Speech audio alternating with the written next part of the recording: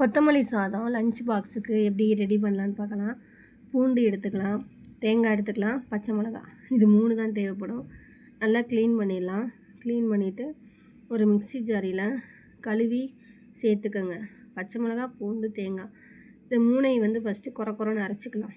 அதுக்கப்புறம் நம்ம எவ்வளவு கொத்தமல்லி எடுத்து வச்சுருக்கோமோ அதை ஃபுல்லாக க்ளீன் பண்ணி சேர்த்துட்டு அதையும் சேர்த்து அரைச்சிக்கோங்க.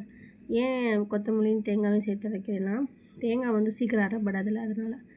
அதுக்கப்புறம் இந்த மாதிரி ஃபைன் பேஸ்ட்டு மாதிரி வந்துடும். இதை நீங்கள் என்ன பண்ணணும்னா, நல்லா ஃபைன் பேஸ்ட்டாக அரைச்சிருங்க.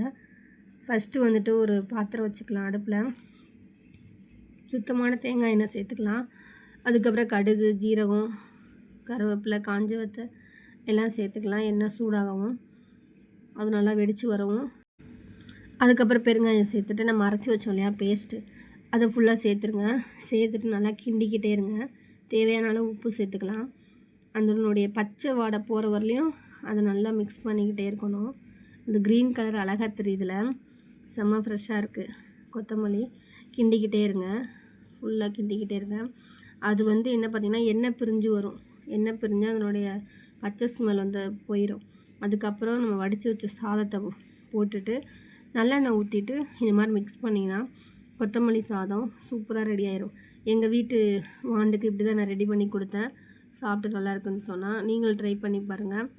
மேக்ஸிமம் கருவேப்பிலை, கொத்தமல்லி இதெல்லாம் சேர்த்துக்கிட்டே வந்தீங்கன்னா பசங்களுக்கு ரொம்ப நல்லது. காலிஃப்ளவர் வச்சு சாப்பிட்டேன், சூப்பராக இருந்துச்சு.